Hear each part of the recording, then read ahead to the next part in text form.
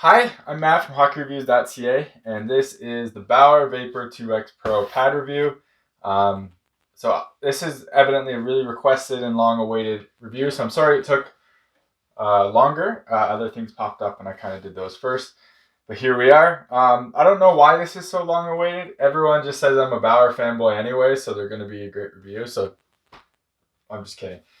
So first of all, I want to say that these are not a stock Vapor 2X pad. These are stiffer. These have, I think I selected the Supreme stiffness, and they're stiff, like super stiff.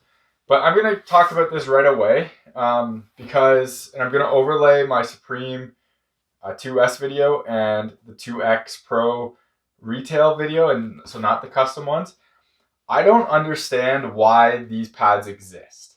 The 2X Pro is the stiffest pad on the market besides the 2S. On top of that, the 2X Pro has the biggest rebounds on the market besides the 2S. So why does the 2X Pro exist? I have a really hard time answering that question, to be totally honest. I've seen some people say, show differences in how you can push them down and they flex. The 2S Pro flexes. I'll show that video of the two. They're still stiff. This is a phenomenal pad, and I really like it. There is some things to change on. I think they should change and need to be upgraded. But overall, I really, really like these. But with that said, I don't understand why it exists because this and the Supreme overlap each other in basically everything. The difference is like a boot brake, which is one softer and on a different angle, and the strapping. And especially with Bauer's Custom now, where you can get all these different features on each pad, this I think should totally change for the next version, because right now, if Bauer could get this pad and maybe without the stiffness, and I'm not talking the coarse stiffness, I'm talking the actual brake stiffness, this thing doesn't break at all, as you can see, and there's a stiffer option than what this is. So this thing doesn't bend at all. If they could change that to make it a bit softer, I should say, if they could make it softer and somehow make this face have softer rebounds, I think they should really do that, because right now, since the reactor pad doesn't exist anymore, Bauer doesn't really have a soft-faced, soft pad. And obviously that is something that the market cares for because the E-Flex exists. And the E-Flex is a huge selling pad. And it also, there's a market for it because the V8's like that. And Brian's has the genetic like that. So that it should be a thing. And Bauer doesn't have one of those options right now. So this is a great pad. I'm going to go over all the features and stuff like that. But I just want to say I don't understand why this exists when the 2S Pro exists and why they aren't separate lines and just make the strapping an option. And that's it. Just make it a custom, whatever one you want, you can get on that core, and then that's it. They're already doing pretty custom stuff with the thickness and the brake angles and the boot stiffness, and the different straps is nice too, but the colors and everything. So I don't understand why they really need to kind of see this and do something else with it, because it's a slightly different 2S pad. So anyways, I guess we'll jump into the actual. So I kind of showed off the stiffness of mine is really, really stiff. The boot brake is a flat boot brake, and it's not nearly as soft as the E-Flex is, but it is it's not really soft either, to be totally honest, but it's considered softer. It's not fused, that's for sure. It's definitely softer than the Supreme is in that regard. All right, so looking at this pad, there's a few things I want to kind of point out on it. I don't really talk about graphics all that much, just because one, you can custom them, and two, it's all personal preference. But I will say this about this pad. I really like this graphic. I guess I'll say I love this graphic. It's simple, but it let you do enough that it made it look unique. So if I put green here, it would look totally different.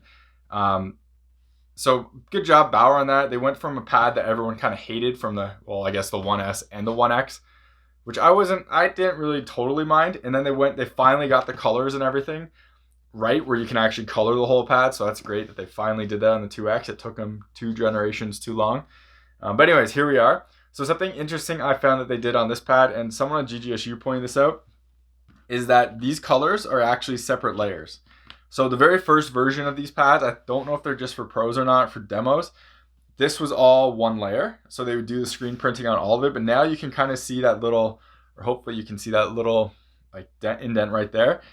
And you can kind of hear that. This is 2 layers, like 2 layers here, here, and then 1 layer obviously here. So interesting that they did that. I'm not sure why. Maybe it's for durability. I have no idea. But I just wanted to point it out because I thought it was pretty interesting.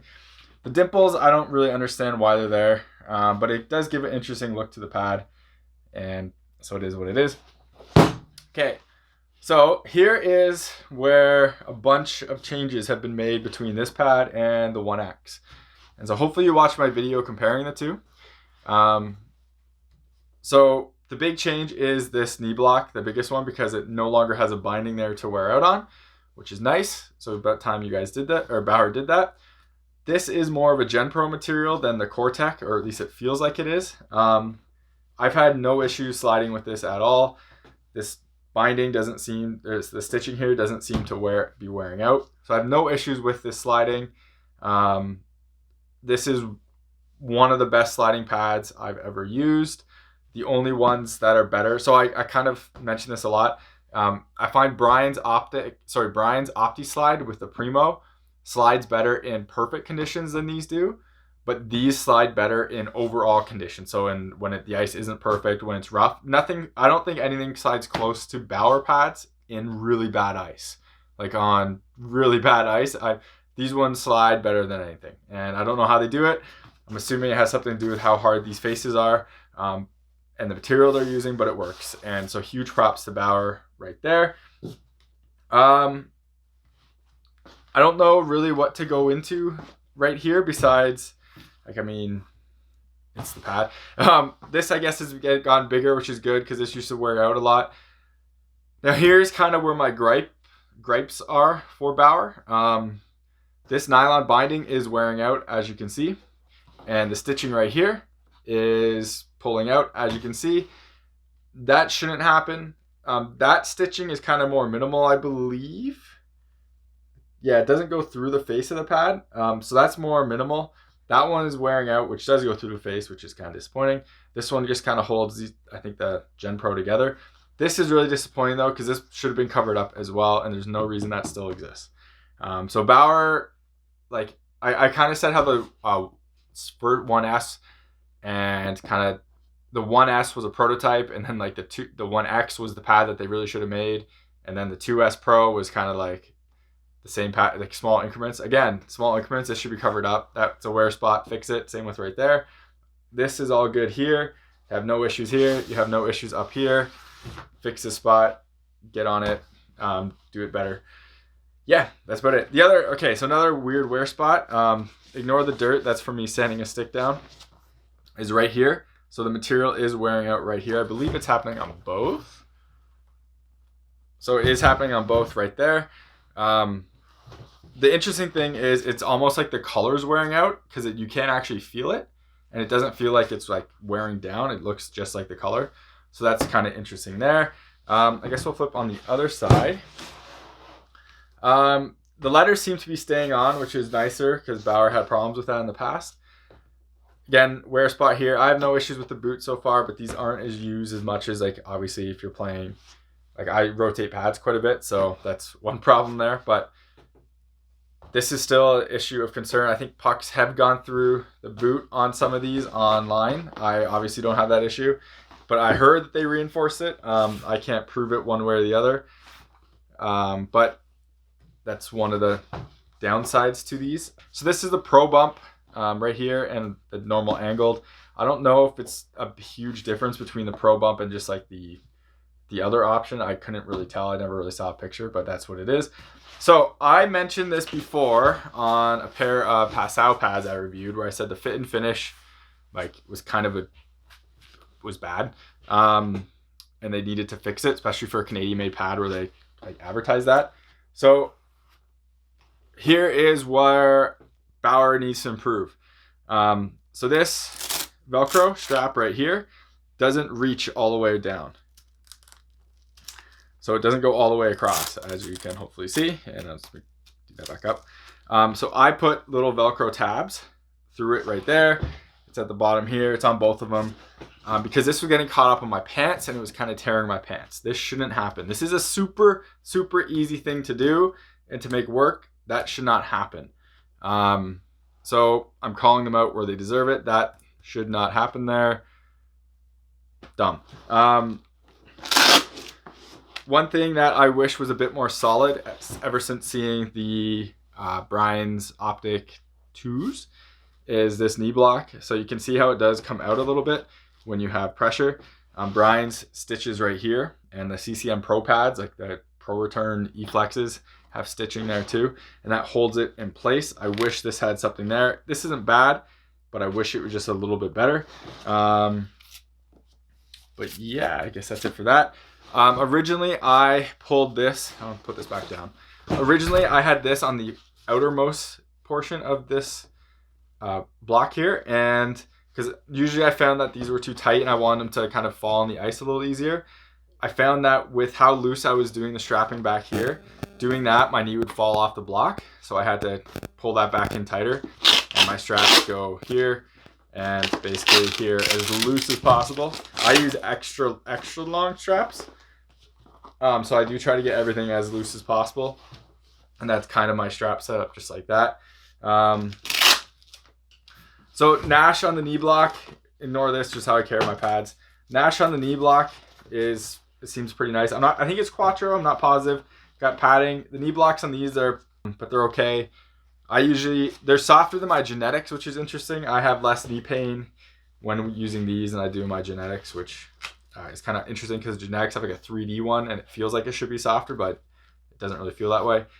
This has all their new, can't remember what it's called, but it's like it's not 37.5 anymore. It's like the alternate of it. It's called Max something. It's on here.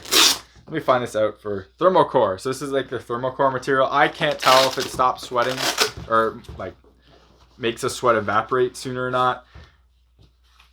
All the materials back here are really nice though, so I gotta give them credit for that. I love the materials they use on like the back calf wing, which is their Aerolite foam. They use it for a bunch of their player protective. It's a nice foam.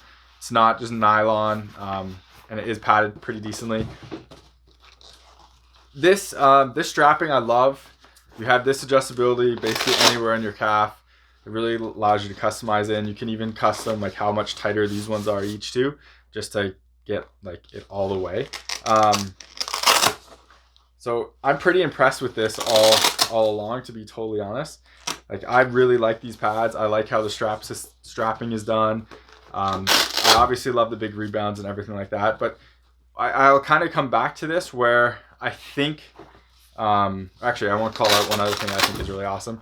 So they do a different material on the edges. So where like your skate boot is, or where, so the wear won't just cut through this material, which is always really nice. I like when companies do that. CCM, take note, because CCM puts normal nylon on the sliding part right here. So that's stuff like this is a nice touch. This strapping should be kind of open for Supreme pads, I think. And then they should make this pad softer, but that's kind of it for that. So the boot is the boot. Everything is good there. They don't have that weird grippy material that was on the 1Xs anymore. I don't think it really did anything. They always fell off. I don't think these have labeled Monster anymore because of their legal troubles. These are wearing out for me. Hopefully this comes up on camera. You can kind of see that. So these aren't made very high quality. I always suggest Kineskis for this. A lot of people say Pro Laces. I haven't used them. They were very expensive. Kineski cost me like $20 shipped to my door, and it took a day. But Kineski's material on this is thicker than the normal shock cord, so it holds better. I love this design. I don't use a bootstrap, as you can see. I find rotation, everything really good like that. I'm trying to think what else I can talk to you about on this pad. I think that is pretty much it. These are like awesome pads. I really like them. Oh, I guess one other thing is, I mentioned this before, and I mentioned this whenever I'm talking about like Bauer pads and other pads. I always feel that the Bauer pads, especially like the Vapors, are more of a player's iron compared to like I can't even remember what the other one's called, but basically these wear very tight to your leg, or pretty tight to your leg. And I find if I don't drive my knees down as hard as possible, the pads basically don't help and pucks will slide through and will get under there. And you can see all the puck marks down here, pucks getting stuck on there or just sliding under there. I find that to be a thing.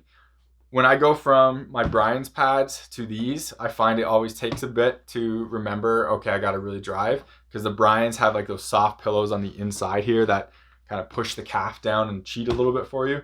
These don't really do that. It's not a huge problem, but I think you should make note of it.